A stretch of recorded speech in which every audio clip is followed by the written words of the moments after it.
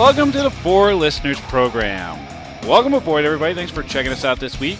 What up, everybody? I'm Spear, and on the mics with me this week is the Z-Man. What is up, Z? Did he ever return? No, he never returned, and his fate is still unknown. He may ride forever neath the streets of Boston. He's the man who never returned. Wow. You really reached deep for that one. It's good. It's good.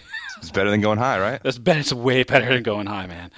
No Ganthor this week. Ganthor is he's off enjoying some family time for spring break. Hey, he's on spring break, like a carefree teenager. Carefree teenager with his wife and family. Good job, Ganthor. Enjoy your time off. So this week, something must be done about, what are we going to say? Mass transit? I think that is what we decided on. Mass transit, transportation for the masses, and this is on the heels of recent news.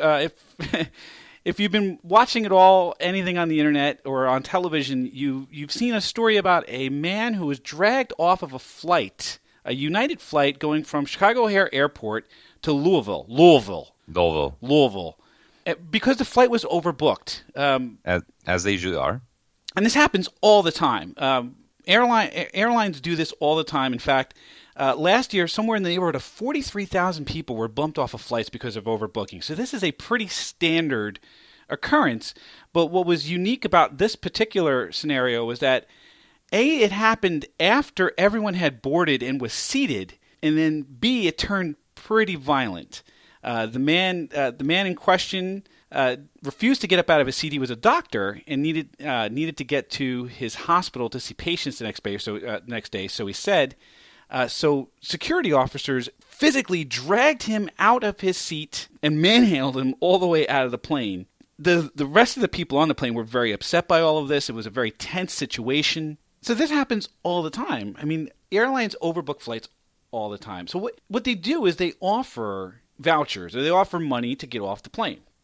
Right, they'll offer you, hundreds of dollars over what you paid for the price of the flight. And there's guidelines for this. The Federal Transportation Authority has guidelines for this. In fact, if you go to transportation.gov, there's a whole section on overbooking. So the policy goes like this. If you are bumped involuntarily and the airline arranges substitute transportation that is scheduled to get you to your final destination within 1 hour of your original scheduled arrival time, there is no compensation. If not, then they must pay you an amount equal to 200% of your one-way fare to your final destination with a $675 maximum. If you fly internationally, it can double to that, to $1,350. So $675 max? Max. For a one-way. Yeah, but like going to California, you're over $600 right off the bat. Round trip. No. Well, it depends on what day when you're going, but. So it's with a $675 maximum. They are obligated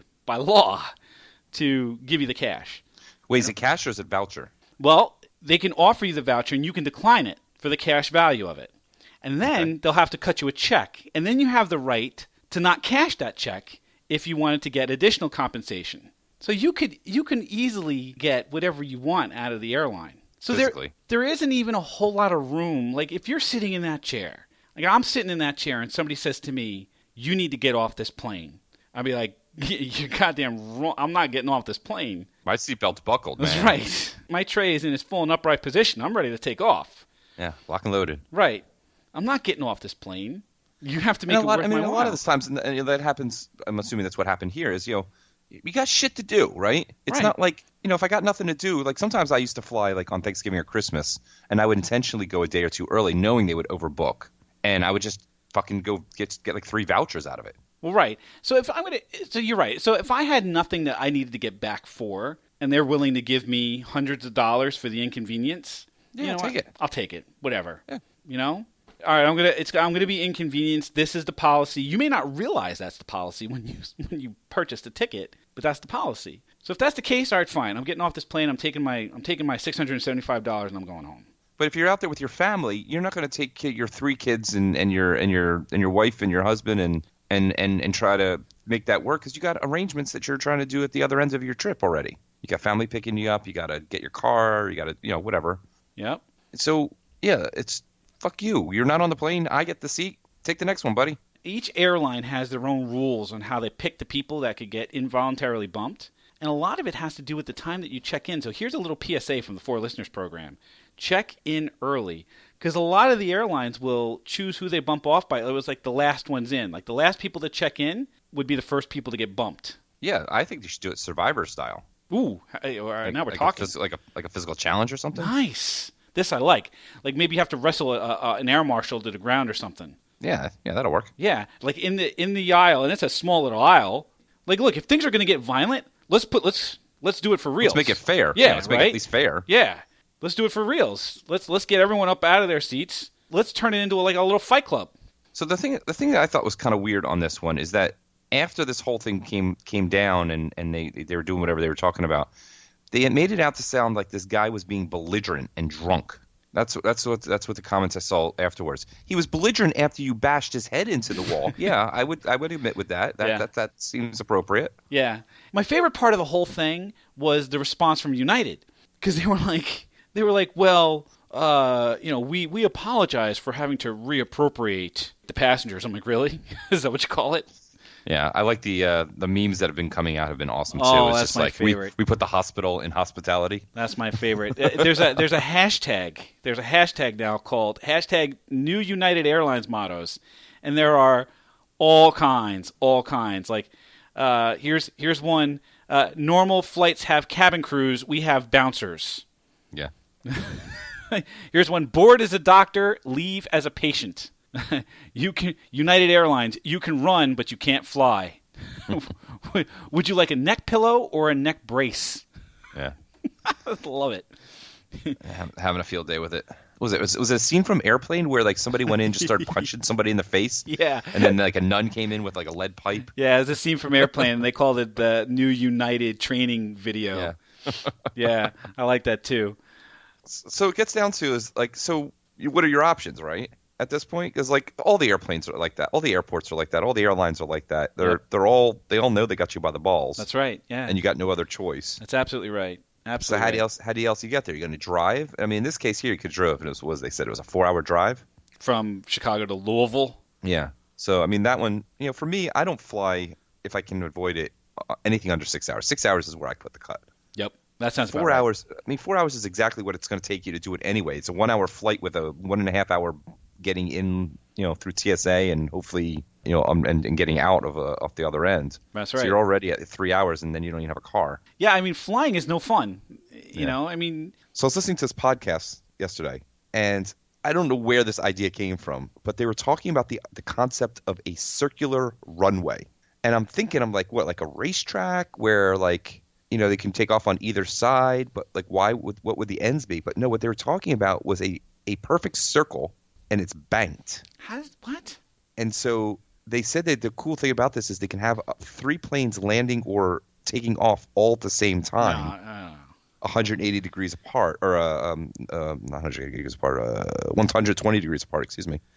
Math's hard. Math's hard. And that it would be more efficient. It would save space so that you could put them in either in very populated areas or where the land's hard to get, or they could actually reclaim a lot of space in these larger airports. And that it's a safer takeoff and landing, except for the fact that you'd have to retrain the entire fleet of pilots. That sounds fucking crazy. Do you know the timing that you would need to maintain for that kind of thing? I don't know if there's timing, but yeah, there's definitely you have to be able to land and take off at an angle. Well, there's that too. the landing and taking off at the bank.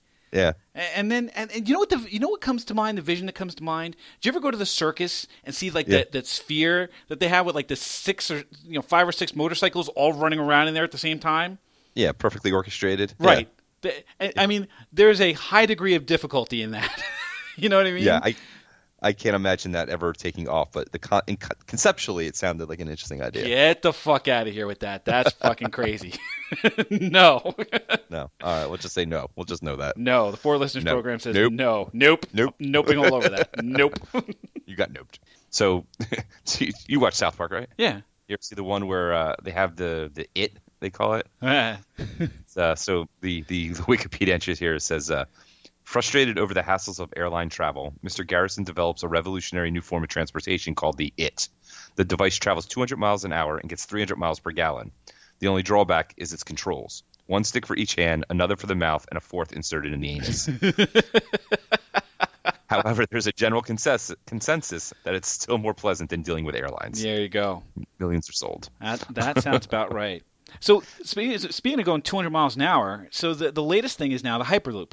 Right. The Hyperloop. The Hyperloop they got is one in the West Coast, right? Well, right, and they're talking about doing New York to the Northeast Corridor now. They're talking about going Washington to New York in 20 minutes. Washington to New York in 20 minutes. In 20 minutes. I can't even poop in 20 minutes. That's what I'm saying. I mean, they're talking about the Hyperloop going at 700 miles an hour. 700 miles an hour. So you're going to be traveling in a pneumatic tube for I think it's what? It's hydro. It's not hydro. It's electromagnetic, right? I haven't really looked much into this. First of all, is it above or below ground? It's above ground. Like above ground rail, like a monorail? Yeah. Yeah, but it's enclosed. It's enclosed. So you're in this tube.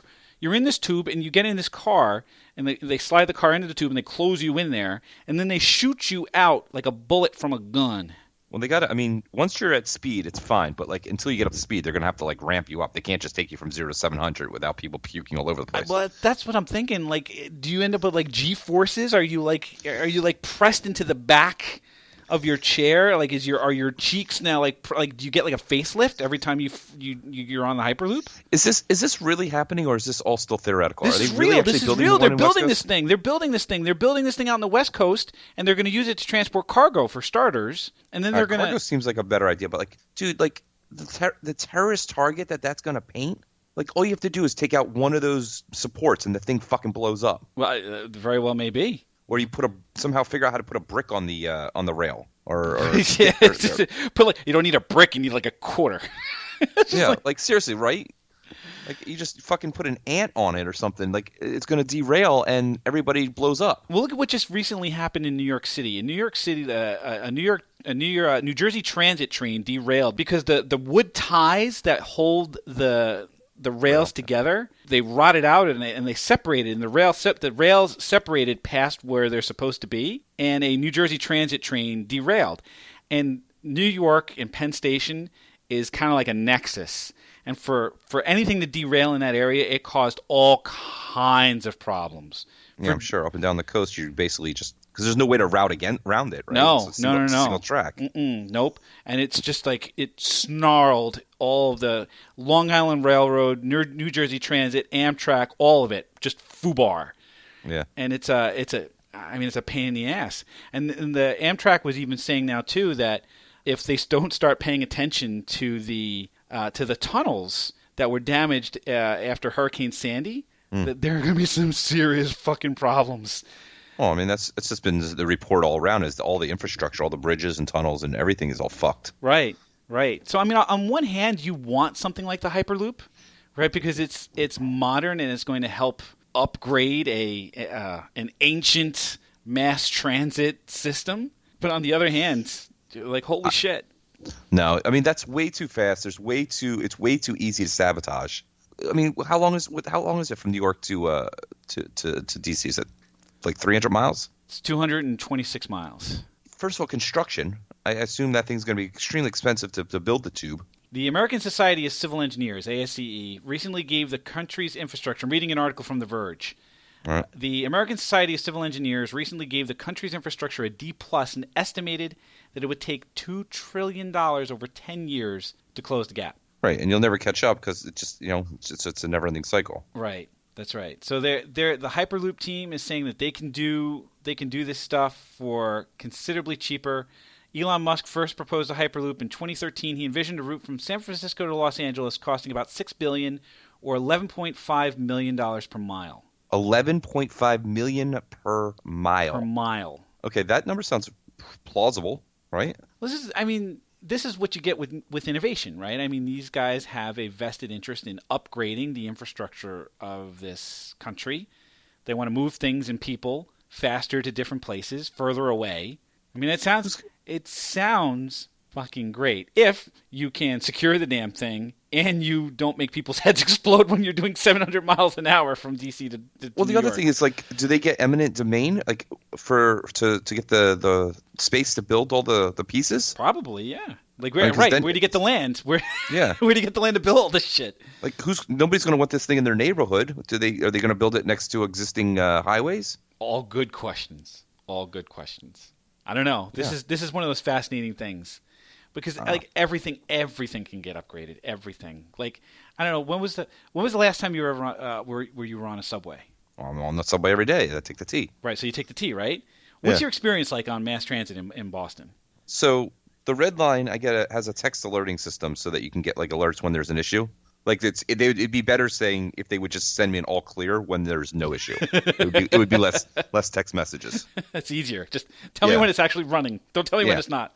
Like between medical emergency, police activity, and signaling issues, every day there is something somewhere. And it's the same issue. Is they have one track going north and one track going south, and there's no way to reroute the other train on the other track. So if there's a blockage, nobody's getting through. Right. And the entire system shuts down. Right. And these are things that you take for granted. Like, they have to work, and they have to work right, because there are millions of people that rely on these mass transit systems to function so that they can get to work and commerce can go on. Right. These are the things that, like, when they don't work, like, look at what happened with SEPTA last year with their regional rail, where they found these huge faults in their new cars. They had these new Silverliner cars, and they had a structural fault in one of the load-bearing struts on the damn cars. So they had to take them all off to get them fixed. In the meantime, everything slowed down, everything. And this was right around the same time where the Pope was coming to town. Oh, great. So, I mean, we were talking about an influx of hundreds of thousands of people. Mass transit was a disaster. It was like, oh my God, fucking stuff. Right, and that's what happened with us with Boston when they were trying to put in the Olympic bid. Is they're like, RT can't support what we have now. You're going to throw another couple 100,000 people in here? Yeah, I mean, these things need to work. They need to be as reliable as running water. Yeah. And that's the reality. Is just they're not. I mean, there are. I mean, like the New York subway system for all of its age, and it shows its age from time to time. But it's unbelievable in how it functions. I mean, there's so many fucking lines. That's what I was about to say. I mean, there's so many subway lines, and you can get all over New York City, with the exception of Staten Island, because fuck Staten Island. You can get pretty much all over New York City just on a subway, from the Bronx all the way to Brooklyn, and you don't even have to pop out, into the sunshine. The New York subway system is amazing, and so is the one in London, the Tube, as they affectionately refer to it as. And I just saw an article where a group of people got busted on the Tube for having a full-on rave. They actually had in one of the cars at the Tube, they had lights, they had music, and they had a DJ. They had a whole thing going. They had a full-on rave going on the Tube or in the Tube.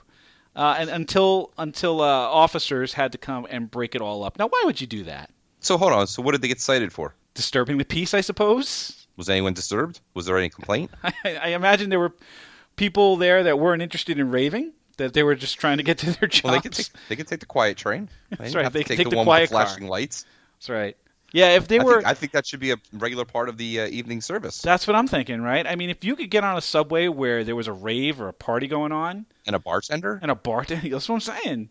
That's how they can fix the deficits. That's right. I would take mass transit. Yeah, that's a nice revenue generator, right? Right. Yeah. I would pay $10 to get a drink on a tea on the way home. Definitely.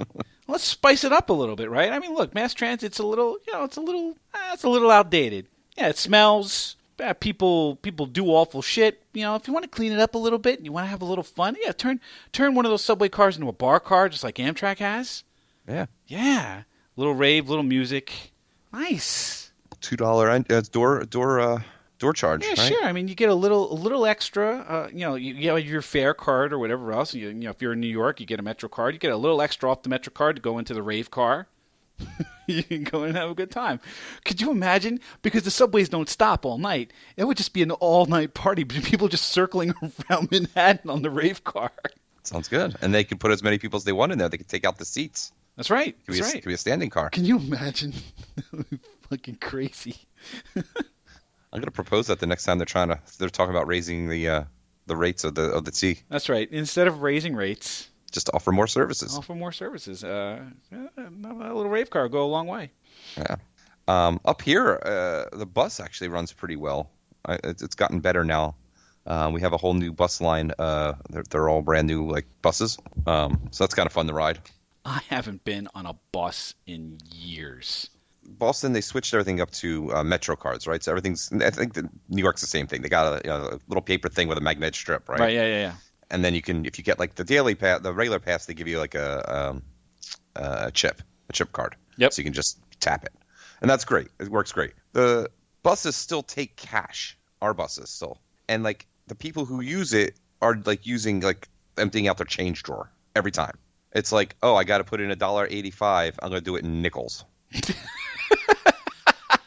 And then you're sitting there watching them drop it one nickel at a time. Yeah. Plink, plink. And you're like, what the fuck? And it takes like 20 minutes. And the bus driver's just sitting there staring at them. Usually they just end up waving them in, which is probably why they're doing it, because they know that the bus driver isn't going to hold up the whole line while this fucktard spends 60 minutes trying to drop nickels in. Dropping nickels, right. But it's like most of those places are near T-stops where you can just go down there, put the money in the machine, use your credit card, and get a card.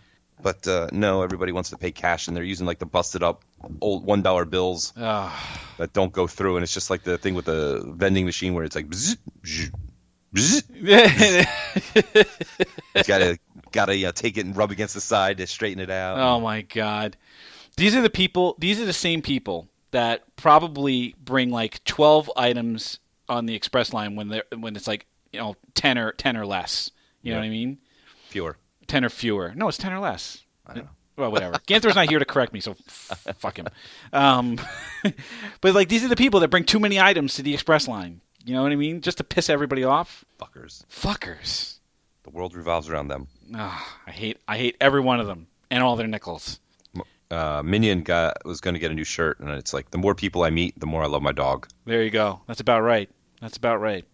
What's your favorite mass transit thing? I'll give you an example. Because my favorite mass transit thing was the San Francisco cable car. Okay. Have you ever ridden on the San Francisco cable car? Yeah, I lived there for a year. Oh, it's fantastic. It's so dude. For one thing, like I didn't know this until I got to San Francisco, but the cable isn't the T has the cable, like the electric cable above your head, right? It's on some of them are above, some are third rail, but yeah. Right. The cable for the San Francisco cable car is actually in the ground. And it moves. It pulls the cable car. It's not electricity. It's a physical moving cable, and the cable car locks onto the cable and it gets pulled up. I was fascinated by this. The coolest part is the turntable at the bottom that they use to spin the car around. Yes, it's awesome. In order for the cable car to go like change directions at the end of the line, yeah, it's like a platter. The whole thing spins around. It's insane that it's still a thing, but crazy engineering, right? Oh man, I love the San Francisco cable car. I was like, and the fact that they let you just hang off the side of it. Yeah, they don't give a fuck. It's hilarious. I'm like, there's no seats, and it's all open, right? First of all, the cable car is all open, so you're either sitting with no seatbelts, just hanging, just like on the side of the cable car, or you're hanging onto a strap just on the step while this thing is doing 30 miles an hour going down a hill. Yeah. And this is a San Francisco hill. Right, this is like a 75-degree angle. Yeah, yeah. You fall out of this thing and you're going for a goddamn tumble. Yeah. Like I couldn't believe that they were letting us do this. And I was drunk as shit when I was doing it too. Like I couldn't believe I was giggling the entire time. Like I couldn't believe I was doing this. I was like, who allows this? I don't know if I have a favorite mass transit, but I haven't tried it yet, but I'd like to try one of those beer biking things where like you have 6 people or 8 people pedaling and a sober person driving. You're just literally drinking and adding energy to a bike chain. Yeah, beer muscles. I was like, that sounds like a great idea. That's mass transit right there. Yeah. It's transporting masses. What did we learn? What did we learn about transportation, mass transit, shenanigans? What did we learn? Anal probes are better than airplanes. Yeah. What did I learn? I learned that United has some splaining to do. I learned that the Hyperloop sounds more like fantasy than fact. Monorails. That's the other thing. We need more monorails. Monorails. Need more monorails. So if you think we need more monorails, why don't you go ahead and let us know on the Facebook page, facebook.com/4listeners or 4listeners.com. You can check out the show on Stitcher Radio or on iTunes or on Google Play. Just search for 4Listeners. We'll pop right on up, and you can give us a tweet on the Twitters at 4Listeners. We thank you for checking us out this week, and we hope that you'll check us out again next week. Thanks a bunch.